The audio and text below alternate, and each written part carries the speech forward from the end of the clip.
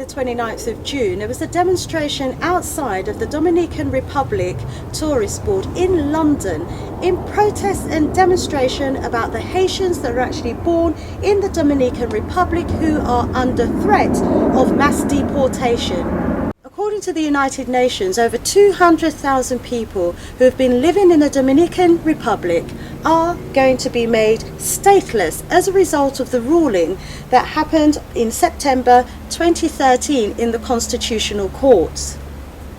Since 1929, we have had a mixed system for nationality, jus soli and jus sanguinis. If you want to take advantage of jus soli, at least one parent needs to be a regular migrant.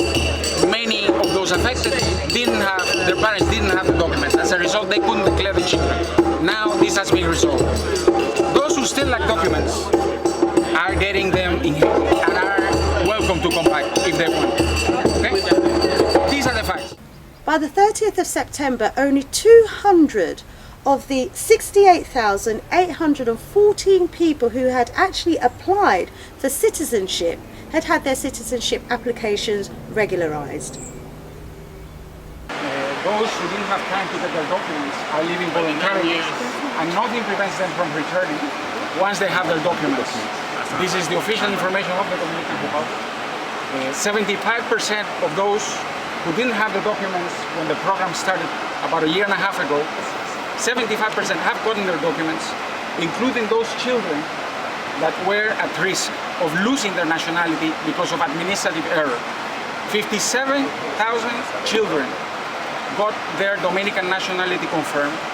There was a decree launched under the National Regularization Plan that actually banned the deportation of migrants. Is racialized attacks taking place within the Dominican Republic. We know that people of a darker complexion, particularly those of Haitian heritage, within the Dominican Republic are greatly oppressed. They're the people who occupy the lowest strata within that society. And they're also subject to racial violence, which is particularly worrying, of course, in somewhere where they're also being targeted by the state. And so I guess it's kind of unsurprising that in a climate in which the Dominican Republic state is targeting Haitian people, that they would turn a blind eye to the kind of racial atrocities that we've seen taking place in this country for a very long time. The law established to regularize Dominican Republic nationality, but its impact, according to the United Nations, could potentially bring about or trigger a humanitarian crisis. To send back hundreds of thousands of people back to Haiti without any resources or anything. We're not sending anybody. They're leaving. They're leaving voluntarily. The United Nations are claiming that they are being expelled. However, this position is hotly being contradicted and refuted by the Dominican Republic High Commissioner. Whatever they're saying for a reason, and that is something that we need to explore together. The Dominican High Commissioner was also asked to tell us about the claims and accusations about violence that's been directed at the Haitians in the Dominican Republic. Claims of violence which he also hotly denied. So you're saying now that Haitians aren't being just targeted and killed? No. So you're saying they have never been killed in a democratic government in the Dominican Republic. Never. If this process has been initiated to benefit Haitians, why are so many Haitians confused? Why are so many human rights groups condemning it? Why are so many nations, including the UN, who we have our dubious concerns about? Why have so many people come out against it if you're saying this is done for the benefit of the immigrants? Why are international organizations saying this? Let's ask them together. Let's bring them to the embassy. Let's bring Amnesty International to the embassy. Let's talk with them. Because the evidence they're presenting has no base whatsoever when you look at the facts in the ground of what we've done. Okay? In his defense, he actually called for a meeting between the United Nations and the Dominican Republic in London so that they can actually thrash out their differences regarding the vast discrepancy of what's actually happening in the Dominican Republic against the Haitian community. They are living voluntarily. Nobody's forcing anybody to live. So why would they voluntarily go back to where they're seeking refuge? Can they all just stay? So if people contact us to say they are being forced to leave, we can put them directly in touch with you? It is an unfortunate statement to make because it's not true. They are not leaving, they are not being forced to leave. They are leaving to get their documents documents, and when they get their documents, they can always come back. Okay? What I will say is that according to the United Nations, according to independent human rights organisations, and according to Haitians on the people of Haitian heritage on the ground themselves, that is not the case at all. And so I find it quite difficult to believe the Dominican Republic states when it says one thing and the United Nations and people of Haitian heritage are actually saying a very different thing. I think it's in the interests of the Dominican Republic to play down the likely humanitarian crisis which is imminent if their policy is implemented, and I think therefore it's far more likely that what the United Nations are saying, what people of Haitian heritage are saying, is far more accurate. What would your advice be, and what would your recommendation be should you find that statistically it's not 75% have already got their documentation, but it's more like 20% have got their documentation? No. I believe my president, he just gave a speech presenting the official figures on the basis of the report of the Minister of the Interior. And all those lists of people benefiting are published in the newspapers and are available in the websites.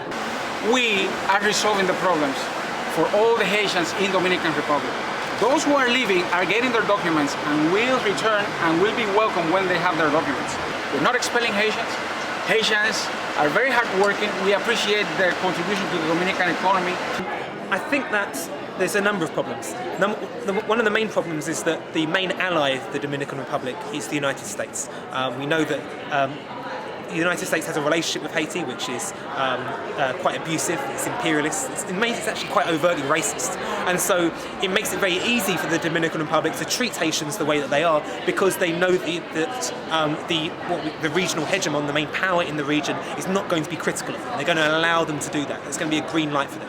I think the second thing is that there is a lot of racism. There's what we might call a caste society within the Dominican Republic, with people of a dark complexion, particularly people of Haitian heritage, being at the lowest strata of that society. And therefore they can often be used as scapegoats by the government in relation to crime and social issues and so on and so forth. So I think what we're seeing again, in a similar way you see immigrants scapegoated in this country, you're seeing people of Haitian heritage scapegoated in the Dominican Republic again. So again, I think a rolling back of that kind of racist scapegoating would be a really progressive way to deal with the issue of undocumented people at all.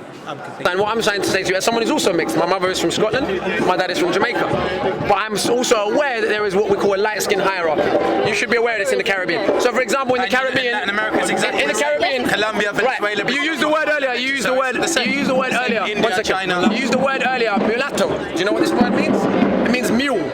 Mules cannot reproduce themselves. Yes. 1 second. So what I'm saying to you is, you've got to have a more mature understanding of what race and racism is if you really want to confront the problem. So if we live in a world where there are a multitude of people, in a country where there's a multitude of ethnicities, like in London, all these people are Londoners. They live in London pretty much. The wealth and the power in London does it represent these people that live here? London is officially, the minority in London is people who consider themselves white and British. That's the minority, the last census confirmed. The majority of people in London do not identify that way and are not seen that way. But the power and the wealth and the economic control of the nation is all owned by, is all owned by people who not only look similar, they went to the same school and they went to the same university. Yeah. Now they would tell you Britain is a democracy and there's no racism. So when you say that to me as a lighter skinned, privileged Dominican working in the government, and dark skinned Dominican Haitians and other people are telling me different, given our own experiences and given the reality of racism, who should we believe? The person in the position of privilege or the person who's the victim? If we ask someone about sexism, who should we believe? Men or women? Men who benefit from sexism, who enact all the violence that we do, saying, oh, sexism's not a big issue. It's not a big issue for us because we don't have to worry about it. But when women tell us different, should we listen? I think we are united. We are united because Okay, we all... but you literally just like this. Let me tell you something. We are united in the quest for equality of opportunity. We are united in the quest for equality of the races. We are united in the fact against inequality in general. These are the goals we all share. Okay? Now, how do we change that?